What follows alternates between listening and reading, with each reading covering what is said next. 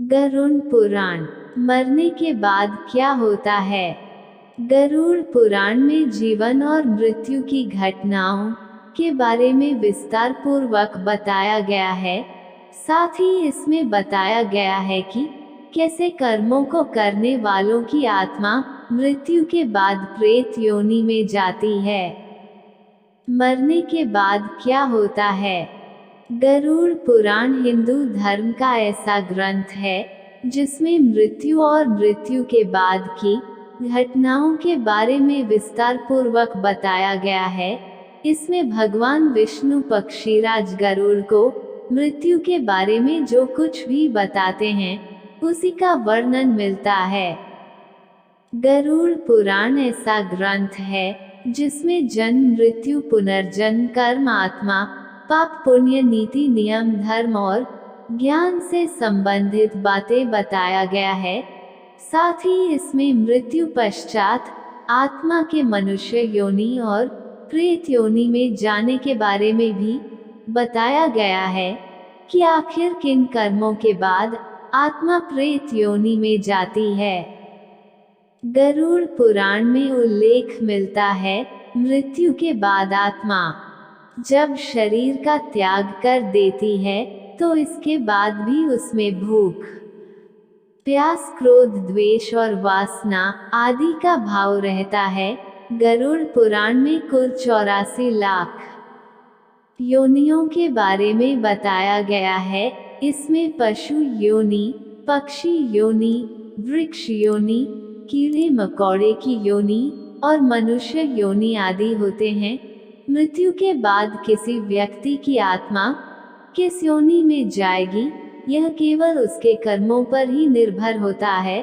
बुरे कर्म करने वालों की आत्मा मृत्यु लोक में ही भटकती रह जाती है। वहीं अगर किसी की मृत्यु दुर्घटना हत्या या आत्महत्या आदि के कारण होती है यानी आत्मा अपने शरीर को प्राकृतिक तरीके से नहीं त्यागती है तो इससे आत्मा प्रेत योनि में चली जाती है। गरुड़ पुराण के अनुसार मृत्यु के बाद जिस आत्मा को शांति नहीं मिलती या आत्मा प्राकृतिक तरीके से अपने शरीर का त्याग नहीं करती तो ऐसी स्थिति में वह प्रेत योनि में भटकती रहती है। इसलिए शास्त्रों में मृत्यु के बाद मृतक के पिंडदान और श्राद्ध के बारे में बताया गया है। नियमानुसार पिंडदान और श्राद्ध करने से पितरों की आत्मा को शांति प्रदान होती है।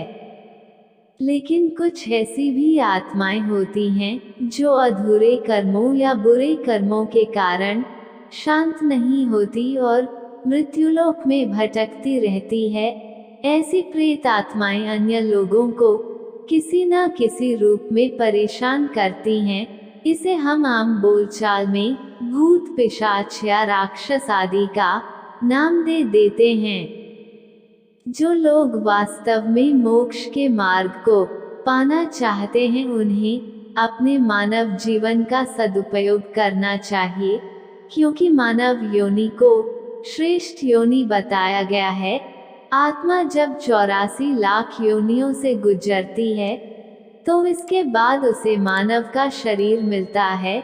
प्रभु की कृपा से आपका जन्म धरती पर मानव के रूप में हुआ है, इसलिए इसकी कद्र करें और इसे केवल सुख भोगने के लिए नहीं बल्कि दूसरों के हित और रक्षा के लिए भी इस्तेमाल करें।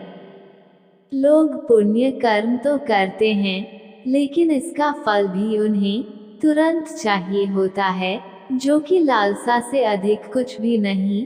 यदि आप अपने द्वारा किए पुण्य कार्यों का तत्काल फल न प्राप्त करके उसे संचय करते हैं तो इसी पुण्य के प्रभाव से आप मुक्ति के मार्ग तक पहुंच सकते हैं। भगवान श्री कृष्ण भी कहते हैं कि कर्म करो और फल की चिंता मत करो। इसीलिए शास्त्रों में गुप्त दान के महत्व के बारे में बताया गया है और इसे महादान कहा गया है। इससे जीवन में किए गए पुण्य का संचय होता है। जीवन काल में यह कोशिश करें कि आपके व्यवहार या वाणी से कभी किसी का दिल न दुखे, और धर्म की रक्षा करें, क्योंकि धर्म से ज्ञान, ज्ञान से ध्यान और ध्यान से योग की यात्रा तय होती है, और यही वह मार्ग है जो आपको मुक्ति की ओर ले जाएगा। बिना सक्षम देह के कोई भी पुरुषार्थ नहीं किया जा सकता, इसलिए अपने शरीर रूपी धन की हमेशा रक्षा करें और पुण्य कर्मों को सुरक्षित रखने के लिए सद्मार्ग पर चलें।